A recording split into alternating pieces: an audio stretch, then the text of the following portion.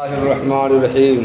آج بچوں آپ کے سامنے العقائد النصفیہ کے مصنف کا مختصر تعارف میں پیش کر رہا ہوں۔ العقائد النصفیہ کے مصنف کا نام عمر ہے۔ ان کی کنیت ابو حفص ہے۔ ان کا لقب نجم الملت والدین بھی ہے اور مفتی الثقلین بھی ہے۔ ان کے والد کا نام محمد ہے، تو ابو حفص عمر، مفتی الثقلین نجم الملت والدین ابن محمد، یہ دادا باپ تک ان کا نسب نامہ ہوا۔ تو ان کا نام کیا بتایا؟ عمر، کنیت ابو حفص، لقب نجم الملت والدین اور مفتی الثقلین۔ نجم الملت والدین لقب کا ذکر تو صاحب کتاب تفتہ شارح عقائد نصفیہ نے خود بیان کی ہے، اور ان کو نجم الملت والدین کہا ہے انہوں نے۔ مفتی الثقلین ان کو اس لیے کہا جاتا ہے کہ ثقلین کے معنی آتے ہیں انسان جنات، چونکہ یہ انسان جنات دونوں کو پڑھاتے تھے، اس لیے ان کو مفتی الثقلین کہا گیا ہے۔ دونوں کو پڑھاتے تھے۔ ان کی پیدائش 461 ہجری میں ہوئی ہے اور نصف شہر میں ہوئی ہے۔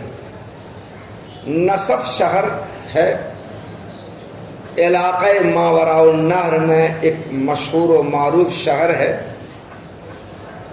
اس کا ایک نام نخشب بھی ہے۔ ایک زمانے میں یہ بڑا پر رونق اور معمور آباد شہر تھا۔ مرور زمانہ، گردش زمانہ، حوادثات زمانہ نے اس شہر کو ویران کر دیا، خزاں رسیدہ ہو گیا، اجڑ گیا۔ تو وہیں کے رہنے والے ہیں عمر نصفی رحمۃ اللہ علیہ۔ نصف شہر کے منسوب کر کے ان کو نصفی کہا جاتا ہے، اس لیے نام رکھا انہوں نے اپنی کتاب کا العقائد النصفیہ۔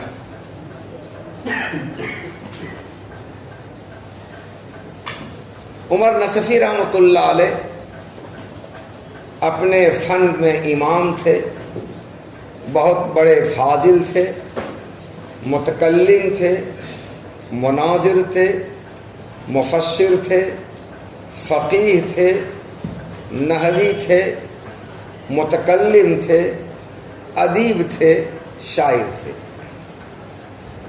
یہ ساری خوبیاں ان کے اندر تھیں۔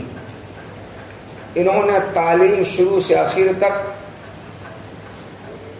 صدر الاسلام ابو الیسر محمد ابن محمد بن عبد الکریم سے حاصل کی، اور بھی بہت سے شیوخ ان کے ہیں جن سے انہوں نے علم حاصل کیا۔ انہوں نے ایک کتاب لکھی ہے فہرست تعداد الشیوخ لعمر، عمر نصفی کے شیوخ کی تعداد کی فہرست۔ عمر نصفی کے شیوخ کی تعداد کی فہرست کے عنوان سے کتاب لکھی ہے فہرست تعداد الشیوخ لعمر۔ اس فہرست میں انہوں نے اپنے بہت سے اساتذہ اور شیوخ کا نام گنوایا ہے۔ عمر نصفی رحمۃ اللہ علیہ سے علم حاصل کیا ان کے بیٹا ابو اللیث نے، جو احمد کے نام سے مشہور ہیں، اور سب سے بڑی بات یہ کہ ان کا شاگرد، ان سے علم حاصل کرنے والے فقہ کی دنیا کے بہت بڑے مصنف صاحب ہدایہ ہیں۔ برہان الدین علی ابن ابی بکر یہ صاحب ہدایہ ہیں۔ تو انہوں نے ان سے علم حاصل کیا. انہوں نے جب چیلا بہت آگے بڑھ جاتا ہے تو گرو کے لیے فخر کی بات ہوتی ہے. جب آگے بڑھ جاتا ہے تو عمر نصفی رحمۃ اللہ علیہ کے شاگرد برہان الدین علی ابن ابی بکر مرغینانی ہیں. اتنے بڑے زبردست پائے کے عالم ہیں، اتنے بڑے فقیہ ہیں کہ ہدایہ جیسی کتاب انہوں نے لکھی جو پہلے 80 جلدوں میں تھی، اور اس کو مختصر کیا انہوں نے تو وہ 4 جلدوں میں ہوئی، جن کی دنیا فقہ میں طوطی بولتی ہے اور جن کی کتاب پوری دنیا کے ہر مدرسے میں متداول ہے، قابل قبول ہے. اتنے بڑے آدمی ان کے شاگرد ہیں تو استاد کے لیے فخر کی بات ہے کہ نہیں؟ میرا شاگرد نائبِ شریعت ہے، میرے لیے فخر کی بات ہے. کبھی میرا شاگرد ناز و مطبخ بھی ہے، یہ میرے فخر کی بات ہے. یہ بھی ہے، دونوں بات ہے. تو ہٹا دو. ہاں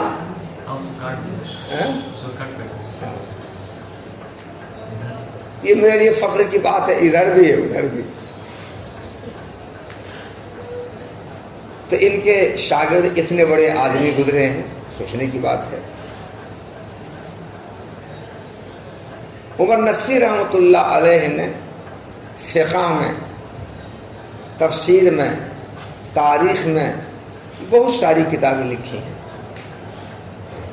اور انہی کتابوں میں العقائد النصفیہ ان کی مشہور و معروف کتاب ہے. معرکۃ الآراء کتاب ہے جو متن متین ہے اور متداول بین الناس ہے. لوگوں نے ہاتھوں ہاتھ اس کتاب کو لیا ہے، اور درس نظامی کے تمام مدارس میں کتاب داخل درس ہے، اور جب سے لکھی گئی تب سے لے کر آج تک ہے. یہ بڑے دلچسپ آدمی تھے اور مزاحیہ آدمی تھے. ان کا ایک بہت خوبصورت اور بہترین دلچسپ لطیفہ ہے. یہ جار اللہ زمخشری تفسیر کشاف کے مصنف ہیں. کشاف ایک کتاب ہے، وہ تفسیر میں ہے. جار اللہ زمخشری رحمۃ اللہ علیہ یہ شیعہ مسلک کے تھے یا معتزلہ مسلک کے تھے. لوگوں نے اس کو معتزلہ لکھا ہے. جار اللہ زمخشری مکہ مکرمہ میں ہے، علم کے پہاڑ. ان سے ملنے کے لیے عمر نصفی رحمۃ اللہ علیہ گئے، مکہ مکرمہ گئے. ان کے دوستوں میں تھے. دروازے پر دستک دی. جار اللہ زمخشری کی طرف سے آواز آئی، کون؟ انہوں نے کہا میں عمر ہوں، انا عمر. تو جار اللہ زمخشری نے کہا کہ ابھی ملاقات نہیں ہو پائے گی، لوٹ جاؤ. انصرف. کیا کہا؟ لوٹ جاؤ، ابھی ملاقات نہیں ہو پائے گی، وقت میرے پاس نہیں ہے. تو انہوں نے کہا عمر لا ینصرف. کیا کہا؟ عمر لا ینصرف. مانے کیا ہوگا؟ عمر منصرف کبھی نہیں ہوتا ہے، ہمیشہ غیر منصرف رہتا ہے. عمر منصرف کبھی نہیں ہوتا، ہمیشہ غیر منصرف رہتا ہے. انہوں نے کہا انصرف، لوٹ جاؤ، یعنی منصرف ہو جاؤ. انہوں نے کہا عمر کبھی منصرف نہیں ہوتا، ہمیشہ غیر منصرف ہوتا، کبھی نہیں لوٹتا ہے وہ. جار اللہ زمخشری تھے تو معتزلی، یا بعض لوگوں نے شیعہ کہا، مگر علم کے پہاڑ تھے. وہ بھی اسی طرح حاضر جواب تھے. انہوں نے جواب دیا ہاں بات صحیح ہے، لیکن اذا نکر شرف.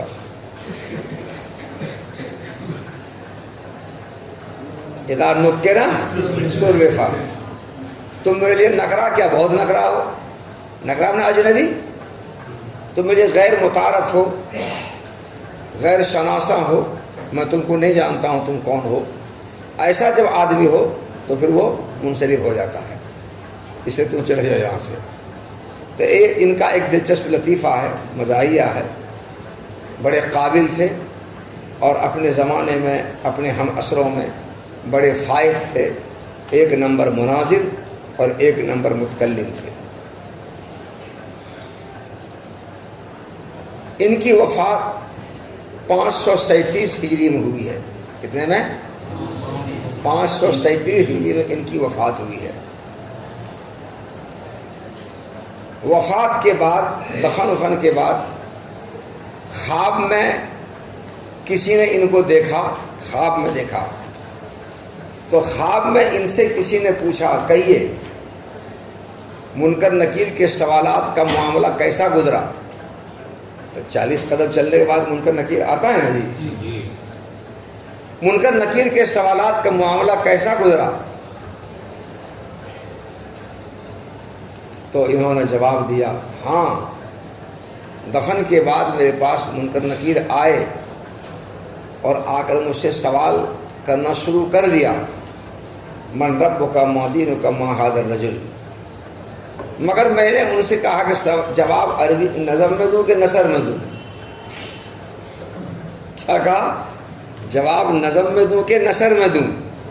تو منکر نکیر نے کہا کہ نظم ہی میں دیجیے. سوچے وہاں نفسی کا عالم ہے اور ان کو جو ہے نا یہ سب سوچ رہا ہے. یہ کن کو سوچے گا؟ جن کو اپنے پر پورا اطمینان رہے گا انہیں کو سوچے گا جی. امتحان میں تم دیتے ہو مسجد میں، نفسی کے عالم میں رہتا ہے، سب پریشان رہتا ہے، جاڑے میں ہی پسینہ آتا ہے، پتہ نہیں کہ ہم جواب صحیح دے پہ دے، کیسا سوال آئے گا، اس سوال کا کیسا جواب ہوگا، نمبر کتنا کٹے گا، کتنا نمبر آئے گا. اب پڑھ گئے مولانا کے چکر میں تو پتہ نہیں صحیح نمبر آئے گا نہیں آئے گا، کہ فیل کریں کیا کریں گے. بہرحال پریشانی ہوتی ہے وہاں. لیکن جو لڑکا پورے طور پر اطمینان رہتا ہے، پوری کتاب یاد رہتے تو دیکھا جائے گا جی، کہیں سے دیکھا، جہاں پڑھیں اسی میں سے دیکھا نا. سب گھول کر پیے ہوئے ہیں، سب گھول کر کے پیے ہوئے ہیں، اس لیے سوال کہیں شاید پڑھے گئے سے آئے گا، دیکھ لیں گے ہم. تو امتحان حال میں بھی وہ مسخرہ بن جاتا ہے اور بھائی اطمینان سے رہتا ہے، کھانے نہیں کھاتا ہے، دیکھا جائے گا. تو جس کو اطمینان رہتا ہے اپنے آپ پر کوئی پریشانی نہیں، تو اس کو یہی سب شاید سوچتی ہے. ان کو اپنے اوپر اطمینان تھا، اپنے افعال، اپنے اعمال، اپنی دنیا کی زندگی ٹھیک ٹھاک سے انہوں نے گزاری، اللہ رسول کو راضی کر کے گزاری، کہیں کوئی گناہ نہیں کیا، کوئی خطا نہیں کیا، کوئی یہ نہیں کیا، کوئی نہیں کیا، کسی حرام کام کا ارتکاب نہیں. بات ان کو اطمینان ہے. سوال کا جواب ہم صحیح سے دے دیں گے. ہم اور کچھ کیے رہیں گے تب نہ کہیں گے ہائے ہائے لا ادری، ہائے ہائے لا ادری. کچھ کروے نہیں کیا ہم نے کبھی. اللہ رسول کی مرضیات، ان کی فرمودات، ان کے ارشادات کے مطابق ہم نے زندگی گزاری ہے. من چاہی منمانی نہیں، خدا چاہے رب چاہے زندگی ہم نے گزاری. ہم کو فکر کس بات کی؟ جواب صحیح دے دیں گے ہم. تو وہاں بھی انہوں نے شرارت کی اور منکر نکیر سے کہا کہ جواب عربی میں دوں، نظم میں دوں یا نثر میں دوں؟ تو انہوں نے کہا کہ جواب آپ نظم ہی میں دیجیے. تو جواب انہوں نے نظم میں دیا، ربی اللہ لا الہ ربی اللہ لا الہ الا سواہ، ربی اللہ لا الہ الا سواہ والنبی محمد مصطفیٰ.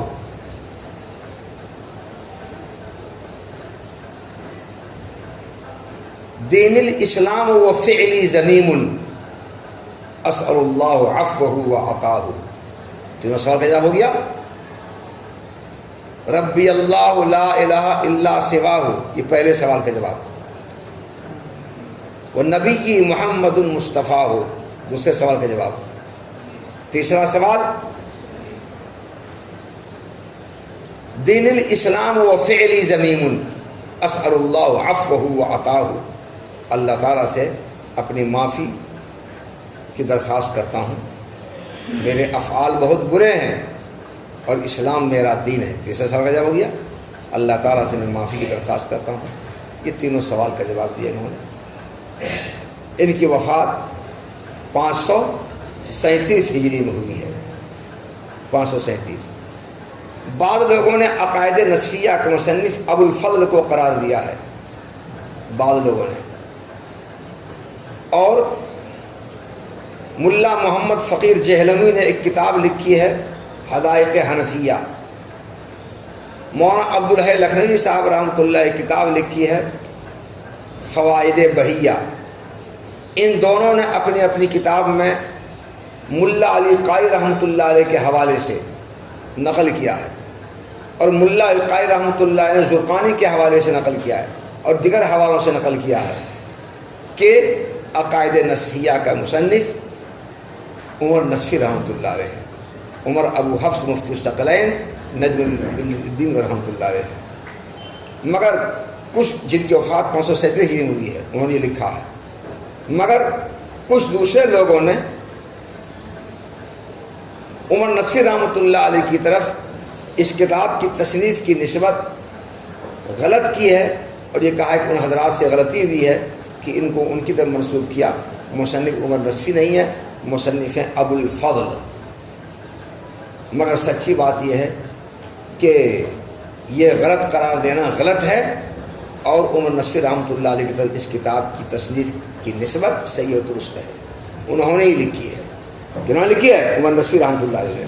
تو العقائد النصفیہ انہی کی تصنیف ہے، جن لوگوں نے ان کی تصنیف ہونے کو غلط قرار دیا ہے انہوں نے غلط کیا ہے اور غلط کہا ہے، صحیح یہی ہے، عمر نصفی رحمۃ اللہ تصنیف ہے۔ یہ ہے اس کتاب کے مصنف کے مختصر حالات جو آپ کو گوشے گزار کیے گئے۔